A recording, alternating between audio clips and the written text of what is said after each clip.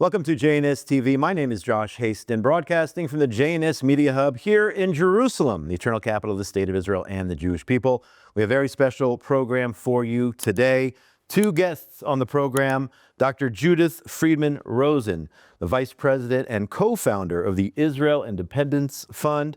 We also have Aaron Pulver, the Executive Director and also co-founder of the Israel Independence Fund. For those who might not be aware, the fund was founded in 2007. It plays a unique role in helping Israel to realize its continuing vision as a strong, secure, and uniquely Jewish state devoted to the welfare and future of our people and to the values of Zionism and democracy. So I want to welcome you both here to Jerusalem.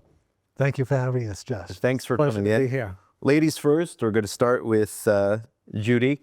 Talk a little bit about the Israel Independence Fund. What are your goals? Talk a little bit about what about the important work that you do. Okay, we're 18 years old, so hi. We've really succeeded all these years, and we were funded. We began our initiatives around the time we felt that the New Israel Fund was a threat. So we're actually doing the opposite, and we want to infuse the Zionist ethos and the love of Judaism in Israel and the Judea, Samaria, Golan Heights. We have projects there too. And one of our really important projects is the project of the Har HaBayit.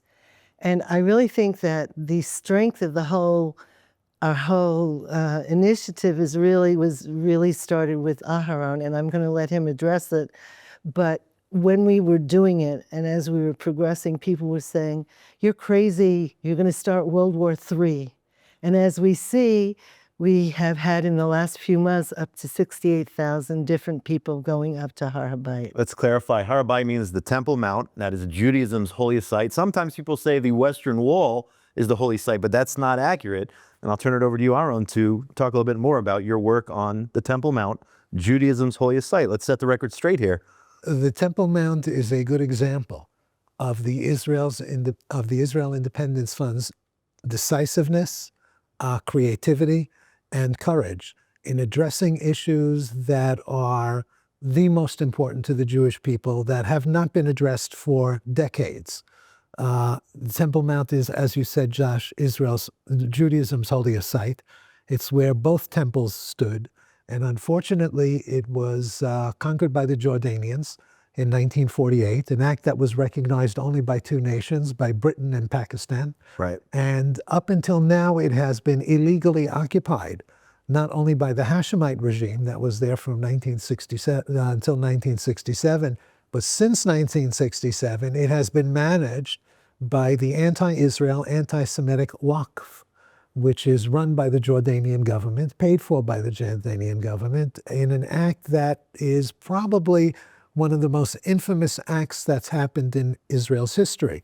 On the Shabbat after the Temple Mount was liberated in June 1967, Moshe Dayan famously said that he doesn't need this Vatican in the middle of Israel, and he gave the keys of the Temple Mount back to the Jordanian religious authorities. Since then, Jews have not been allowed to pray on the Temple Mount. And for many, many years, very few Jews even went up to the Temple Mount. When the Israel Independence Fund decided to use philanthropy and to address the issue in a proper and professional manner, it was said that we were going to start World War III. In fact, we lost donors who demanded that we don't address the issue. But we were determined to address the issue because it is perhaps one of the greatest issues facing the Jewish people that can be addressed by people like you and me. There are issues out there that we can't address, but there are issues out there that we can address. And we approached Rabbi Yehuda Glick to create an initiative that would be well-funded. When Rabbi Glick and I first started this partnership, frankly, he had no funding. He was just a singular individual going up to the Temple Mount and not achieving what we needed to achieve, which is masses of Jews going up to the Temple Mount. Since that time until today, the Israel Independence Fund has led in a very professional initiative that since Rabbi Glick was nearly assassinated has been led by other people, most recently Tom Nisani, who has recently left, and is now currently run by Yaakov Heyman. And we've succeeded in increasing the numbers throughout the years. It's a battle of boots on the ground. The more Jews that go up to the Temple Mount, the more sovereignty is expressed. Sovereignty is expressed by us being there, by expressing sovereignty. And the only way to do that is to get people to go up to the Temple Mount, which is a fairly easy thing. Jews are allowed up to the Temple Mount by the Jordanian Waqf twice a day, in the morning and the afternoon. And unfortunately, if you look Orthodox, if you have a kippah on, or if you're a woman and have a head covering, you are automatically branded by the police as a special security threat. Therefore, you have to go through a lecture given by the police. You put on a separate line to go up. You're given a lecture by the police, and the police frisk you to make sure you're not carrying up illegal items such as a siddur, a shofar, a talit, an Israeli flag. And only then you're allowed to go up to the Temple Mount for a brief 40-minute walk through a very defined area, and you're accompanied by police all the time. I'm sure a lot of your listeners have seen videos on that. And the more people we have coming up, the better that situation will be. So the numbers are certainly better in terms of people actually going up. But what can we do, Judy, in terms of those restrictions, Aaron, that you talked about, in order to make it a normal reality where Jews can pray at their holy site? Of course, Muslims are up there all the time. Christians, if somehow they can show that they're not Jewish, are more welcomed, I would say, than Jews up there. But what can we do to change the reality so it's not small groups twice a day and only with a police presence and getting that talk before you go up? How can we make it just a normal thing? You go to the Western Wall, you go to the Temple Mount. I can't answer that exactly, but I do see that more and more people are coming up. I think the last 2 or 3 months, 68,000 people have actually gone up, and they're singing, they're dancing. You never could do that. When I was led up, they were saying Tehillim as they were talking. My guide was talking, but he was really saying a Tehillah as he went, sort of surreptitiously, sort of praying. But now you can go up. I believe that Rabbi D, before he was getting married, he wanted it up and have a full tefillah up there, but he was denied. But more and more people, I think they have more courage. But years ago, when we started this, and Aharon will address it, the Israel Independence Fund actually brought a lawsuit to the Israel police. Talk about that, and then I want to get into some of the other projects that the Israel Independence Fund is working on. By the way, in Hebrew, it's Keren Nachalat Atzmaut. Correct? So talk about the Temple Mount, and then let us know what other projects you guys are focused on, especially in this new reality 2 years into the war in Gaza and on 6 different fronts. I'd be happy to. Just to surmise the issue of the Temple Mount briefly, one of the actions that the Israel Independence Fund took when we were, I believe it was in 2012, was that we appealed to Israel's Supreme Court against tagging people who look Orthodox and putting them on a separate line. Right. We based our appeal to the Supreme Court on the fact that Arab citizens of Israel had appealed to the Supreme Court a year before against being tagged when they get to Ben Gurion Airport simply because they look Arab, and they were put on a special line for security. They won that case, and that's no longer legal. Arab citizens of Israel can no longer be considered a special security risk and be given special security attention. We demanded the same right, the sense of going up to the Temple Mount, that Jews would no longer be put on a separate line. The Israel Police Department, who we sued, came in with a very creative counter statement, and they maintained that there is no second line. Okay. They lied through their teeth. Yeah.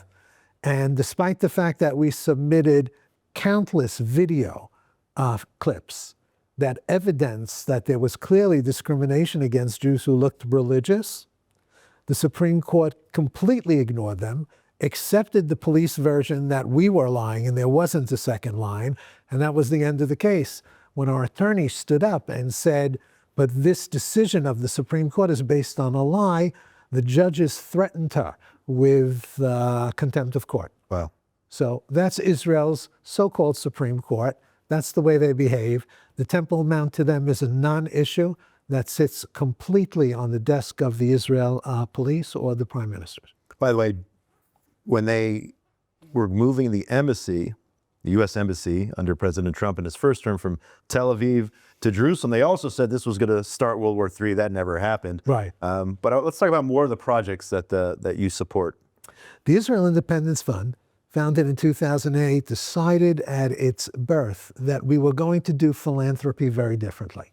That funds collected from primarily from Jews in the United States would be distributed to creative grassroots NGOs here in Israel that actually did something.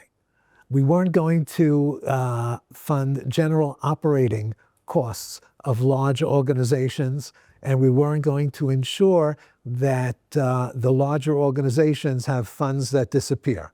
We were going to be very specific and very grounded and decisive and courageous in our decisions. A lot of the projects that we fund, much like the Temple Mount, have caused us damage, have created an atmosphere where we receive threats for the things we do. I've received untold threats because of our activities on the Temple Mount. However, we don't let that stop us when we create initiatives that actually people today can see the result. One initiative, which we started also in 2008, was to create a small school to teach young Jewish couples how to manage a herd of sheep. At the time, people laughed at us and said, "What are you people crazy? I still have somebody laughing at me. You want to teach people? You want to teach Jews how to be sheep herders? What could possibly be the reason?" And when I explained to them that through the Ministry of Agriculture, a couple who has at least a herd of 50 sheep can turn to the Ministry of Agriculture and receive what's called Haktsa'at Karka, a granting of land for pasturing the sheep. And sometimes those land grants exceed 10,000 dinner. And now those shepherds are the modern day Zionist pioneers on the front lines. Absolutely. In areas where if they weren't present, then the Arabs would come in and illegally squat and take over those lands. And we see that time and time again, especially in what is known as Area C in Judea and Samaria, which is supposed to be all exclusively under Israeli control. Yet we have this problem going on out there. Maybe you can talk about that a little bit. Well, first, I must add one thing, if you will, that through this project, we are working with 94 different farms throughout Judea and Samaria. These 94 couples actually got an area that is larger than the entire Tel Aviv region. Well, they say from Hadera to Gadara, that whole region, and they're really protecting. And we were the ones who first started it with the sheep and the schools. And we provide an additional protective layer by funding the Shomrim in Yehuda v'Shomron. Yes. A lot of people have heard about the Shomrim in Yehuda v'Shomron that provide volunteer guard services to these couples. A couple living on a farm with 100 head of sheep can't be up all night long, 7 days a week guarding the sheep because it's known that the Arabs come to vandalize, to steal, and to kill. And most farms have at one point or another been attacked. The volunteer Shomrim come and spend the night there and give the farming couple a night to go to bed and get a good night's sleep finally. And it's an important project. It grew out of our incubation of HaShomer Chadash. Sure. Many people are aware of HaShomer Chadash and the organization that was created by Yoel Zilberman in 2008, right after the Israel Independence Fund was created. And he was one of our first projects that we funded. Yoel and I went to the United States in 2008 to raise funds for it. But as a result of the success of HaShomer HaChadash, it became evident that a mirror organization called HaShomer Yosh had to be created in order to go over the 1949 armistice lines and do the same thing that HaShomer HaChadash was doing in pre-1967 Israel, Right. to do over the armistice lines. Very They succeeded in important work. creating that project. Very important, safeguarding the land of Israel, whether it's Judea, Samaria, the Galilee, the north, the south. Very important. And I want to just ask you, Judy, 2 years now into the war against Hamas and all the other fronts, Hezbollah, Iran, everything going on, how has philanthropy changed over the last 2 years? What are some of the projects that donors are more interested in getting involved with now after the October 7th massacre? PTSD, Right. that's particularly one. You speak to Israelis all the time, but even Americans, we realize what's happening. And we just started a project now to help Army rabbis, because the rabbis from the Army are feeling a lot of pressure, a lot of depression. They have to tell the families that their sons or their husbands have died. They have to help, they have to bury them, and it's really changed their whole psyche. There was one conference already just to deal with the psychology, both of the rabbis and their wives separately. And we're going to help to do another one. And I think we're all very aware of that. Yeah, unfortunately affecting so many families, the PTSD, and we've seen, again, very, very sad, the suicides coming out of those suffering from PTSD, some of the Nova survivors who unfortunately couldn't handle 2 years later everything that they saw, just completely tragic and unfortunate and just terrible, a result of the war that a lot of people don't really hear about, but is going on behind the scenes. That's right. I want to talk about what brings you to Israel now. We know you're here at the World Zionist Congress. True. So talk a little bit about that and how that all relates to the Israel Independence Fund. Okay. So the World Zionist Congress is about, and they emphasized it, it's about unity and doing things together, and we don't want to fight each other. I only came, even though I've been involved with Mizrahi forever. I was one of the first female people not to come from the women's division, but to understand the importance of Mizrahi. So I've been going, I'm on the National Board of Mizrahi. But we had many, many delegates. And initial signing up to become delegates. And we all worked very hard to get as many votes as we could.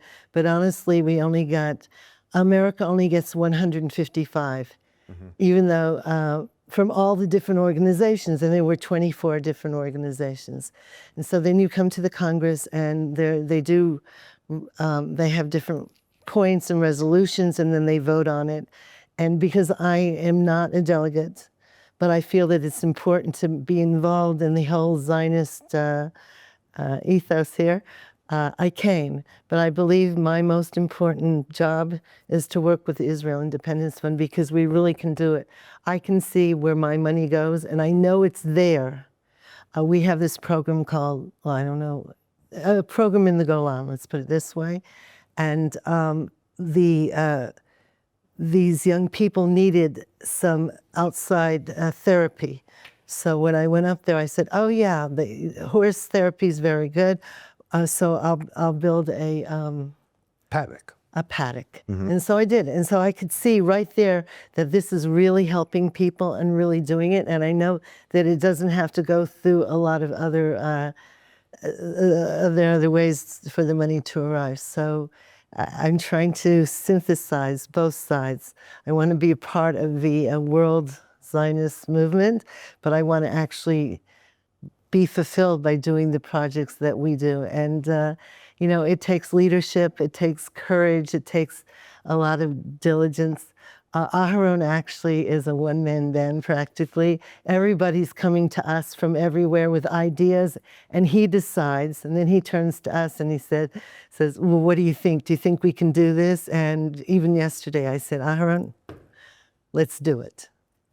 Amazing, Aaron. I was gonna ask you some of the, the challenges that you face, whether with the projects, whether with bureaucracy in terms of getting things moving, some of the amazing projects you described, the Golan Project. How are you able to get all of this done with sometimes all these barriers towards success, towards actually making things happen? Well, firstly, my wife and I have lived in Israel for 50 years. Oh, wow. Children were Salto. born here. Thank you. Children are born here. Grandchildren are born here. We now have the third generation of my family going into the IDF, Baruch Hashem. And I have learned over the years about Israeli bureaucracy and how to move things. I've also learned to have a very discerning eye about what's possible and what's impossible, and whether a relatively modest amount of funding can affect an issue or not. Two of the ways actually, that we're able to address issues in such an effective, quick manner is A, the Israel Independence Fund is a completely volunteer operation. Judy, I, our entire board of directors, nobody receives remuneration. So when we talk about philanthropy, literally 97.5 cents on the dollar goes directly to the issue, which is quite unusual for a philanthropy to be able to say. And beyond that, I've learned who to deal with and how to swim in a bureaucratic ocean. And Baruch Hashem, we've been uniquely successful in getting things moving very quickly. A good example of how we do things is by discerning which projects can succeed uniquely and address the issue uniquely and which cannot. Judy brought up two projects that are very important that uniquely address Israel's needs post-October 7th. One is a farm called Ruka's Farm, which is named after somebody's mom, which is on Moshav Chemed, which is in the Merkaz of the country. It was created 6 years ago before the war in order to address PTSD amongst Israeli veterans through agricultural work. They come in the morning, they spend the whole day in the fields, they receive therapy during the day, and they have counselors and advisors, and they go through programs anywhere between a week of agricultural work and 3 months of agricultural work, and it does wonders for them. That was established 6 years ago. We've had to triple the capacity of the program. And one of the things that made the program so successful, you talk about bureaucracy, is that we didn't have to purchase land. We found a family on a religious moshav that was willing to turn over their agricultural parcel for this project. Wow. Free of charge. So by combining a lot of different forces and bringing a rather small amount of philanthropy relatively, talking about a couple of $100,000, we're able to create a program that is unbelievable. We're about to, as Judy referenced, create a program for rabbis from the IDF rabbinate who have sort of been overlooked in terms of PTSD. Many times people relate PTSD to actual combat. However, a rabbi who serves in the Chevra Kadisha, The Burial Society. the burial society who has to identify soldiers and civilians who have been murdered by Hamas, clearly is deeply affected by everything he sees. And I just want to add, and their wives. And then wives are address that. deeply affected. Their whole families are deeply affected. And we've seen that rabbis in the military are suffering very much from it. And with the help of people in the United States, with Judy's leadership, we've been able to create a program together with rabbis in the Northern Command of the IDF to create a program where the rabbis get together and begin the issue of discussing who has PTSD and whether or not they need help. Now, the IDF has a wonderful umbrella of different programs to help soldiers and rabbis suffering from PTSD. I have to say that. This is not to replace what the IDF does. This is simply to get the rabbis together in order to say, oh, we may be suffering from PTSD. Right. Now we need to approach the authorities in the IDF to get further professional help, which costs a lot of money. We can't address that, but we can address helping them to understand that they need to ask for help. Unbelievable. So, so important. We are unfortunately out of time, but how can people learn more about the Israel Independence Fund? How can people get involved in the important projects, so many of them, that you are a part of? I think they should look at our website, and you can address how The website is very easy to remember, www.fundisrael.org. Nothing easy to But remember. they have to be careful because it's not the first one. You can get confused. Make sure it's fund and it's underneath is Israel Independence Fund. Fundisrael.org, and they'll be able to see information, and they'll be able to see where they could help, how they could help, what their help will do. And of course, people, they could contact me by email at fund5708@gmail.com. 5708 being 1948. Absolutely. Yeah, I got to say. And easy to remember.